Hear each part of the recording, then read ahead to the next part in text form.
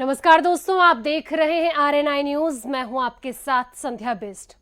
दोस्तों, ये तो हम सभी को पता है कि जब चुनाव का वक्त आता है तो सभी पार्टियां जनता से वोट पाने के लिए उनसे बड़े बड़े वादे करती हैं, लाखों नौकरियों के वादे करती हैं, कर्ज माफी करने का दावा करती है और भी न जाने क्या क्या चीजें करती हैं। अब गुजरात चुनाव ही देख लीजिए, वहां भी यही हाल हो रहा है।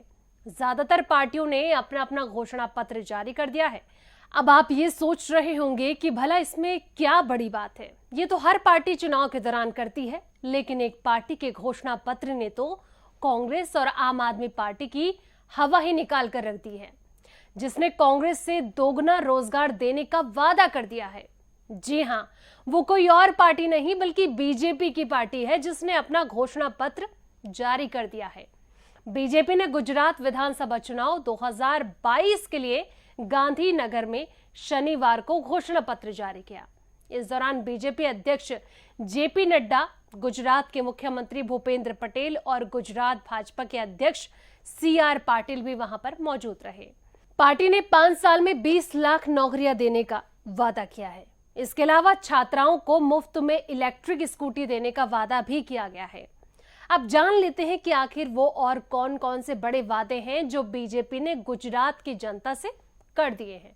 अब क्या गुजरात की जनता बीजेपी के मैनिफेस्टो से इंप्रेस होगी? तो वो कौन कौन सी बातें हैं, बड़ी बातें जो कहीं ना कहीं लुभावने सपने या वादे उन्होंने जनता से किए हैं। सबसे पहले गुजरात में 5 साल में 20 लाख रोजगार बीजेपी सरकार ने ये वादा कर दिया है। दोस्तों, अमूमन देखा भी जाता है कि इस तरीके के रोजगार को लेकर सभी पार्टियां जोर देती हैं इस ओर, क्योंकि अक्सर देखने को मिलता है कि आजकल रोजगार एक बहुत बड़ी चुनौती बन गया है देश के लिए। जिस तरीके से देश भर में कई रोजगार युवा घूम रहे हैं, ऐसे में सरकार ने सोची कि 20 लाख नौकरी देने का वादा कर दिया है। मजदूरों को क्रेडिट कार्ड और 2 लाख तक लोन दिया जाएगा। आगे बढ़े तो सिंचाई के लिए 25,000 करोड़ का प्रावधान किया जाएगा। साथ ही महिलाओं को 5 सालों में 1 लाख रोजगार दिया जाएगा। यूसीसी कमेटी की सिफारिशों को लागू करेंगे। साथ ही कृषि इंफ्रास्ट्रक्चर कोष के तहत 10,000 करोड़ रुपए दिए जाएंगे।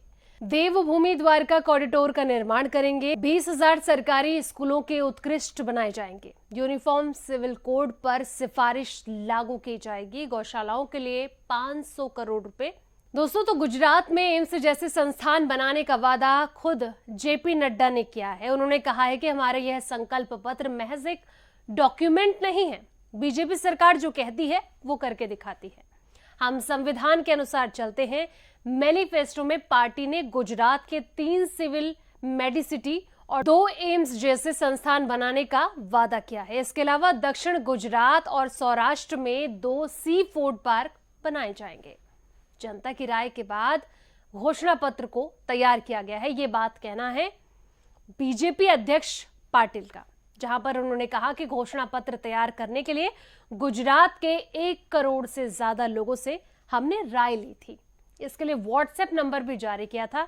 युवाओं से भी संपर्क किया गया। इससे पहले कांग्रेस भी अपना घोषणा पत्र जारी कर चुकी है। कांग्रेस ने अपने मैनिफेस्टो में नरेंद्र मोदी स्टेडियम का नाम बदलने का भी वादा किया था। नरेंद्र मोदी स्टेडियम का नाम बदलकर सरदार पटेल करेंगे। तो पार्टी ने अहमदाबाद में नरेंद्र मोदी स्टेडियम का नाम बदलकर सरदार पटेल करने का वादा किया है। वहीं बिल्किस बानो गैंगरेप केस के दोषियों की रिहाई रद्द करने, उन्हें फिर से जेल भेजने की बात कही गई है। साथ ही आपको बता दें कि नेता मधुसूदन मिस्त्री ने यह बात कही थी कि मोदी कभी पटेल नहीं बन सकते हैं। और जिस तरीके से कांग्रेस ने यह बात कही है कि पटेल के नाम पर स्टेडियम रखा जाएगा, उन्होंने आगे ये भी कहा कि इस चुनाव में उन्हें औकात दिख जाएगी। हालांकि देखिए, जब भी चुनाव का वक्त होता है इस तरीके के आरोप प्रत्यारोप लगते रहते हैं और कहीं ना कहीं कुछ ऐसी भाषाओं का भी इस्तेमाल हो जाता है, जिसके बाद कहीं ना कहीं कुछ पार्टियों को इसका खामियाजा भी उठाना पड़ता है। तो ये थे बीजेपी के घोषणा पत्र के वादे। अब जरा कांग्रेस के वादों पर भी गौर कर लेते हैं।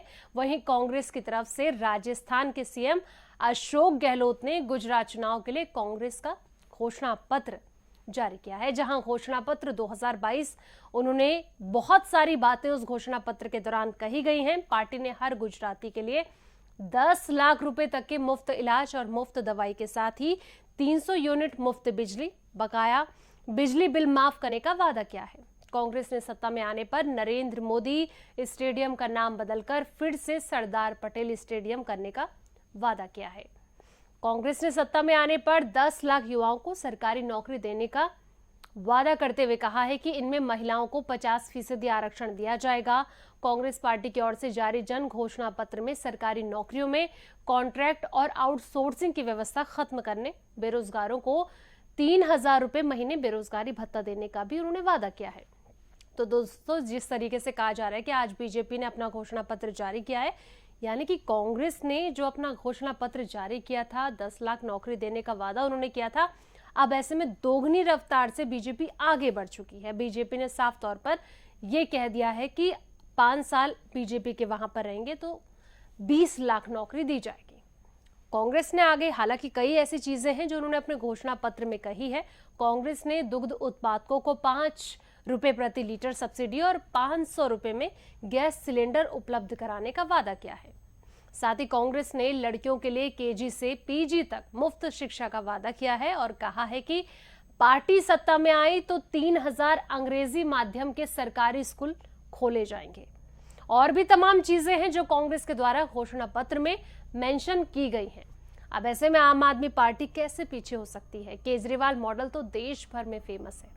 उन्होंने बड़े बड़े वादे गुजरात की जनता से किए और जिस तरीके से मुफ्त बिजली, मुफ्त पानी और भी ना जाने क्या क्या मुफ्त के वादे उन्होंने गुजरात की जनता से किए हैं, और जिस तरीके से दिल्ली की तर्ज पर कह लीजिए या फिर पंजाब की तर्ज पर कह लीजिए, आम आदमी का मेन फोकस ही, अरविंद केजरीवाल का इसी तरीके से मेन फोकस चल रहा है कि कैसे वहां की जनता को साधा जाए। लेकिन आज जब बीजेपी ने अपना मैनिफेस्टो जारी किया, उसके बाद तो कहीं ना कहीं ये बात कहना गलत नहीं होगा कि कांग्रेस और आम आदमी पार्टी की हवा टाइट तो जरूर हो गई होगी।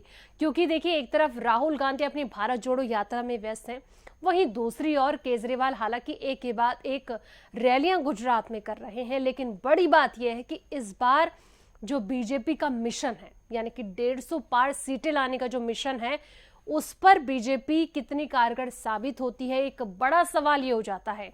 और जो घोषणा पत्र, क्योंकि देखिए अक्सर ये होता है चुनाव के वक्त, जो मैनिफेस्टो के दौरान, घोषणा पत्र के दौरान जो वादे किए जाते हैं, उससे कहीं ना कहीं जनता प्रभावित होती है। कई बार ऐसा होता है कि जनता सरकार की या फिर विपक्ष के द्वारा जो बातें कही जाती हैं उस पर गौर करती हैं कि कितना फायदा जनता को दिया जाएगा, कौन से ऐसे वादे सरकार के द्वारा किए जा रहे हैं जिस पर सरकार आगे काम कर सकती है। अब ऐसे में बीजेपी ने अपना मैनिफेस्टो जारी कर दिया है। क्या लगता है आपको कि कितना कारगर उनके लिए साबित होगा ये मैनिफेस्टो? कमेंट सेक्शन में अपनी राय जरूर दें। उम्मीद है इस वीडियो को लाइक शेयर भी जरूर करें।